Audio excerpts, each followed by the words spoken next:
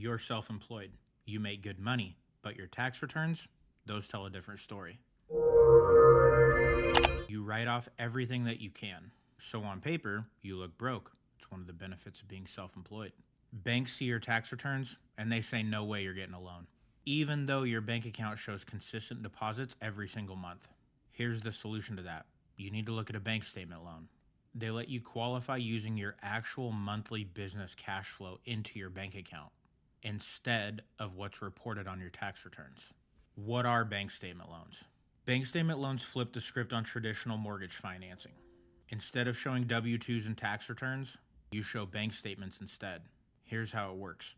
You give the lender 12 months of bank statements for your business. They then add up all of your deposits, calculate your monthly average over that 12-month period, take out an expense factor, which is usually 25%. The reason for this is lenders assume nobody works for straight profit. There's always some kind of expense. And then after they've deducted that 25%, they use what's left over, divided by 12 as your monthly income.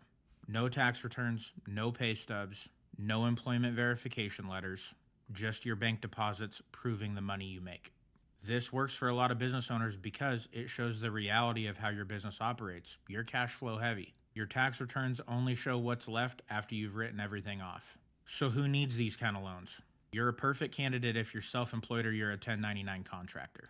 Maybe you're a contractor who writes off all of your tools, your mileage, your expenses. Anytime you swipe your card, you write it off. Maybe you're a real estate agent with really high marketing expenses because you're always trying to stay in front and get in front of bigger and better clientele. Every time you slide that card, it's a write-off, but your bank statements will say otherwise because you have a lot of deposits. The pattern's always the same. You make $10,000 a month, but after business write-offs, your tax return shows you make $4,000 a month. Traditional lenders see $4,000, where bank statement loans see the true $10,000. Here's the current requirements for 2025 for a bank statement loan. Your credit score matters. You can get approved for one of these loans with a 640 credit score, but you're going to pay through the roof on interest rate. It's not going to be pretty. It's going to be downright ugly, but it's possible. Once you get to a 680, things start to sweeten up a little bit. If you get above a 740 credit score, chef's kiss, you're in the money. Down payment starts at 10% for your primary residence. Second homes and investment properties with a bank statement loan require 20% down. As with everything, the lower your credit score, the more risk, the more cash up front. So if you're looking to get a second home or an investment property with a 640 credit score, you're going to need at least 20%, if not 30%. Your bank statements as well need to be consecutive. There can't be any gaps. It needs to be a full 12 months. Let's talk about rates and loan terms. Bank statement loans do cost more than conventional and traditional financing, so if you can, go that route. If you can't, go this route. You can expect to pay anywhere from 3/8 of a point to 1 point higher in interest, and most of the time, there's an origination. Although it is small at times, 0.5%, I've seen it as high as 2% if you have a lower credit score. Why the premium? Why do the rates have to be higher than conventional?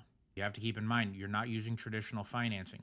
You're using alternate income. There's an adjustment for that. There's a risk level to the lender for doing so. Loan amounts start at $100,000. You can't go below that. There's no standard max loan amount. It typically varies by lender, but most of the time, we don't see them go over $4 million. You can use these loans for primary, secondary, and investment properties. The terms of the loan are 30 fixed-year interest only, 15-year interest only, adjustable rate mortgages, and straight interest only. Here's the required documentation outside of bank statements. You already know you have to give 12 months. You need all of the standard mortgage documents that you would need in any other loan, with the exception of tax returns, W-2s, 1099s, or pay stubs. This means you're going to need a credit report, which we pull. You're going to need asset statements outside of, or if they are the bank statements you provided, you can do that, but we need to see that you have down payment. We need to see that you have reserves if you're buying a second home or an investment property. In a lot of cases, the bank statements you provide for income cannot be used to show reserves. So they will want to see a separate account. Not in all cases, but in some cases, I've had it happen. I've done these loans for several years, and it does come up every once in a while where they want a separate bank account, not the ones being used for income, in order to show reserves. Here's the real cost of these loans. Let's just break it down. Let's identify what sucks. The interest rate is higher. We already touched on that, but we're using creative income to show your monthly income figure. It just comes with the territory and comes with the loan. Sorry. The down payments are bigger. On a primary residence, there is no going below 10%, and really, you don't even get a good rate until you get to 20%. That part sucks too. We did touch on it as well already, but to reiterate, there is normally always an origination. It ranges anywhere from 0.5% or a half a point up to 2 full origination points. This means 2% of your loan amount. If you have a $500,000 loan and there's a 2% origination, that's a $10,000 fee, and it's a lender fee. The last part that sucks, not every lender offers this, so there are limits. I work with 160 lenders. About 40 of them offer bank statement loans, which is a lot, but it's not 160. Let's touch on the advantages and disadvantages. The advantages if you're self-employed or a 1099 contractor are insanely clear. You qualify off your cash flow, not what your tax returns show. Lenders allow a debt-to-income ratio up to 50%, so there's a lot of flexibility here. Another advantage, the approval process works a lot faster because once we get 12 months of bank statements, all we do is add up the deposits, take out the expense factor of 25% we noted earlier, divide that number by 12, we know what your income is, we pull your credit, you're approved. Takes us about an hour to get you pre-approved. The disadvantages, again, this is what sucks, it hits your wallet. Higher interest rates, originations, and limited lenders mean it's going to hit you in the wallet. The alternative to consider first, if you do qualify traditionally, go that route. If you simply don't qualify, I've done this for 15 years. I've seen a lot of people say, oh, I qualify, I make great money, and then I get their tax returns and they actually show a loss. You're not buying anything showing a loss on paper, even though your business made $300,000. Once you're ready to apply, here's what you need to prepare to make it easier for you and for me. You're going to need to do an online loan application. It's going to take about 15 minutes if you really know your stuff. Outside of that, have 12 months of bank statements downloaded from your bank and ready to upload. At the end of my application, there's a secure portal. It almost looks like Dropbox, but it's proprietary, and you upload them straight into your file. I get a notification that you uploaded your bank statements. I can immediately hop in and start reviewing them. If you're not sure where your credit falls and you don't want your credit ran, you can go to freecreditreport.com. You can pull your annualcreditreport.com, I believe is the website, or it's annual free credit report. Just Google it. It'll come right up. And you can check your credit with no adverse effect on it. Here's the final note on this.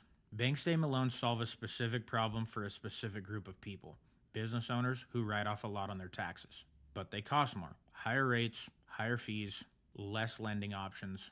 So just take these 3 questions and ask yourself this before we talk about bank statement loans. Can you qualify for conventional financing? Can you handle the higher costs if you don't qualify for conventional financing? Do you have consistent bank deposits for the last 12 months that are going to be better than your tax returns? If you answer those questions like this, no, yes, and yes, then let's talk about bank statement loans. If you answered yes to question 1, then we don't need to talk about these loans. The self-employed path to homeownership often costs more, but the reward can be incredible because you're a homeowner. You're taking advantage of yearly appreciation and property growth.